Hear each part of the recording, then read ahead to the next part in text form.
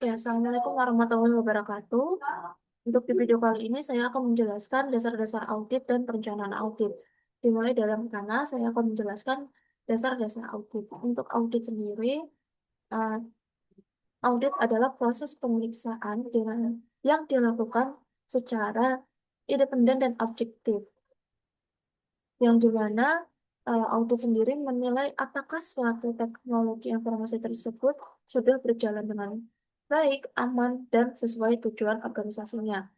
Nggak hanya menilai dari sistemnya saja, tapi audit sendiri juga menilai dari suatu kebijakan, prosedur, dan bagaimana risiko teknologi tersebut dikelola.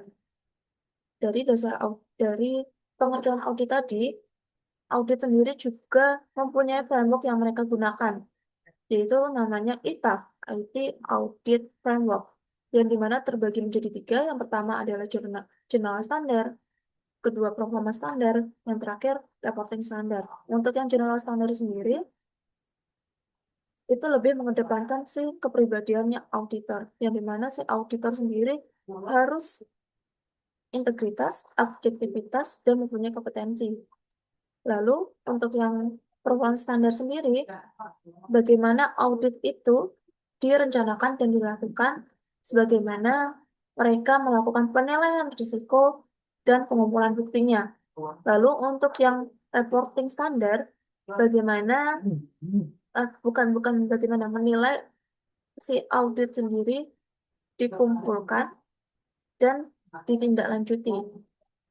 Menilai bahwa menilai audit itu menilai audit dikumpulkan dan ditindaklanjuti. Dari auditor tadi, auditor sendiri juga mempunyai 4 kode etik. Yang pertama ada integritas, yang dimana menuntut si auditor sendiri harus mempunyai sifat yang jujur, bertanggung jawab, dan konsisten antara perkataan dan perbuatannya.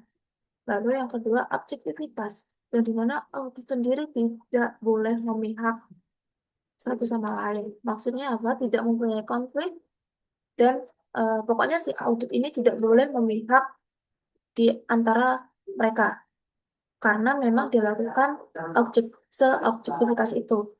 Lalu yang ketiga ada yang namanya kerahasiaan. Selama eh, auditor ini melakukan audit, pasti mereka mendapatkan beberapa informasi yang benar-benar hanya eh, yang diketahui oleh beberapa orang aja. Auditor ini makanya mereka harus menjaga dan wajib, sifatnya adalah wajib untuk menjaga kerahasiaan sebuah informasi yang mereka dapatkan selama mengaudit. Lalu yang terakhir ada yang namanya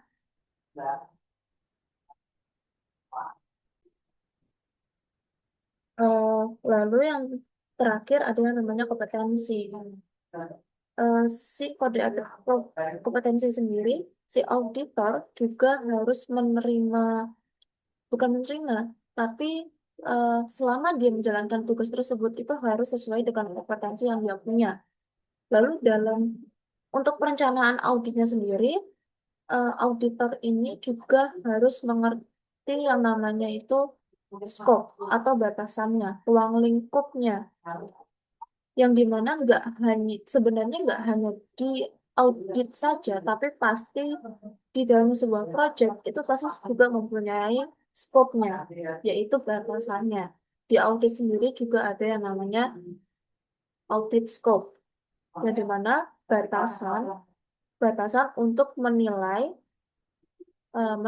untuk mengauditnya itu apa aja, yang tidak diaudit itu juga apa aja. Dan makanya si auditor ini juga harus membuat yang namanya checklist. Si checklistnya ini juga harus sesuai dengan domain domain TI yang berlaku dan regulasi yang berlaku. Untuk yang di checklist itu isinya biasanya itu ada tata kelola, terus manajemen risiko, terus ada yang namanya operasionalnya, terus keamanannya juga. Itu yang biasanya di dalam checklistnya si audit. Kalau misalnya tidak ada si checklist ini, itu bagaimana ya? Si audit sendiri juga bakalan bingung apa yang udah dikerjakan. Jadi nanti takutnya tuh kayak melebar kemana-mana dan akhirnya yang udah ke audit itu nanti malah belum ke checklist atau malah terlewatkan. Makanya wajib adanya si checklist ini. Nah, si checklist ini juga harus sesuai dengan domain yang berlaku dan regulasi yang berlaku. Untuk penjelasan dari saya cukup dan sekian. Terima kasih. Assalamualaikum warahmatullahi wabarakatuh.